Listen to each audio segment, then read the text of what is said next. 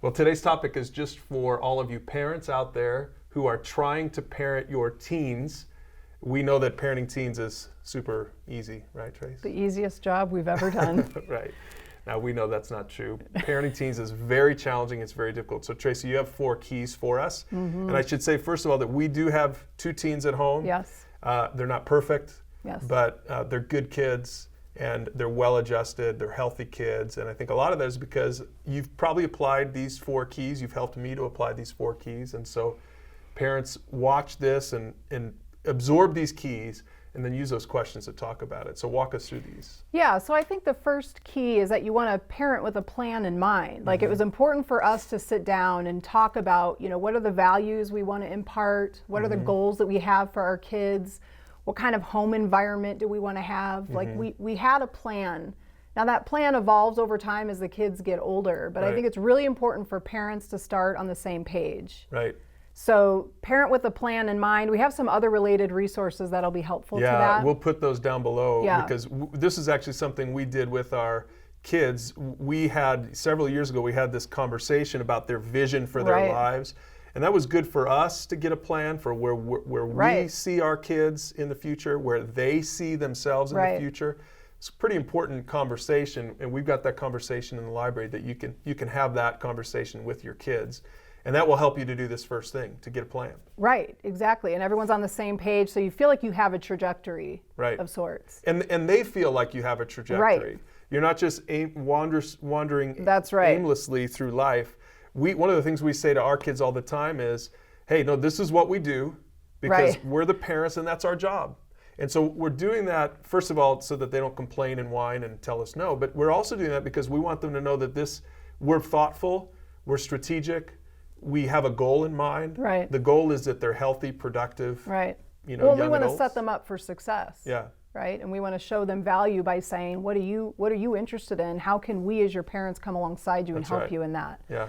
That's okay, good. so the second thing, this kind of goes along with that. That second key then is we really need to learn how to listen to our teenagers. Eric Erickson did all this study. He came up with how we socially develop and kind of these needs that these crises that we confront to develop and grow as an individual. And so for teenagers, they're in that identity crisis. They really are trying to figure out who they are.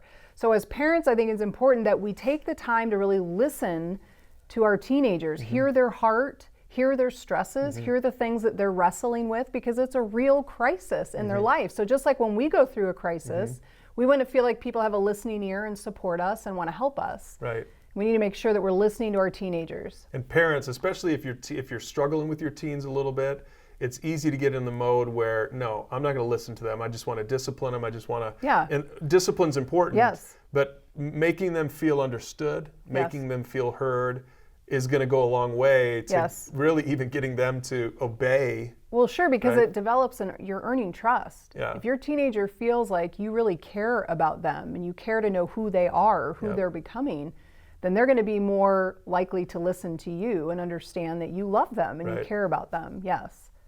So the third one is, this is a hard one, but this is allow some self-expression. I think with our teenagers, a lot of times parents panic, like their kid comes home, is like, I want to color my hair pink, or I want, earrings all over my face, or they start dressing a certain way, and you just kind of panic over I don't know, is that a good thing or a bad thing, or do I need to just tell them no? Now, I think you have to choose your boundaries on both sides. I think parents, we don't need to fight battles that are silly. If they want to wear those shoes that don't match with their outfit, or they want to color their hair, some of those things are minor. Let them have some of that self-expression. Now, you don't want to go too far with that, and that's between parents. You kind of have to make some of those decisions for yourselves. We can't tell you how to do that. But I think, again, as part of that identity crisis, if your teenager wants to express themselves in their way they dress, in the way they do their hair, in the way they pierce their ears, that's okay. Those are within safe boundaries. Well, yeah, because what we've noticed with so many parents is if you make every battle a battle, then you lose the war. Right. For the sake of the war, that's probably, we shouldn't be calling parenting a war, but it feels that way sometimes. For the sake of the war, you need to sometimes compromise on some of these little battles. Right. And so that your kids not just, their instinct is just to rebel against you because you're not even fair. Right. Yeah. So just allow for some self-expression and celebrate some of those things that it's not that big of a deal if their hair is pink. Yeah, that's good. Okay, so the last one then is it's really important to create clear boundaries.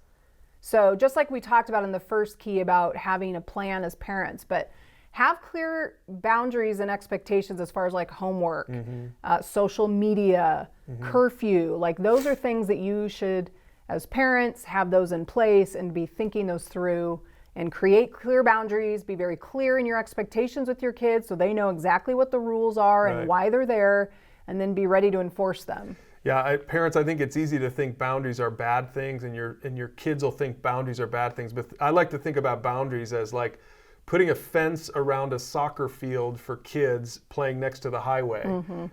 If you have good boundaries in place, then the kids would actually have more fun on that soccer field. If there wasn't a fence there, that they would be tentative, right? And so I think if you can help kids, your students, to understand boundaries that way, and then really try to set those boundaries with that in mind. I'm setting a boundary so that you can experience everything life has to offer. I'm not setting a boundary to punish you. I'm not setting a boundary to be mean. It's for their safety, right, exactly. It's for your good, it's for your benefit. And one of the things we say is, hey, our job as parents is to set boundaries for you while you're in our home, but someday you're going to be outside of our home, and I hope you'll set boundaries for yourself. Right? In all these different areas. So we're teaching them to take ownership of their own lives. Yes, and in another topic, we'll talk a little bit more about that, about discipline, because that's also an important piece of parenting. Yeah. Well, these 4 keys, we know that there's so much more to parenting teens, but these 4 keys we've found in our own parenting to be really valuable, and we hope that you'll find these as well to be valuable. So use those questions below. Talk about this topic with a group or with your mentor, and then we'll see you in the next video.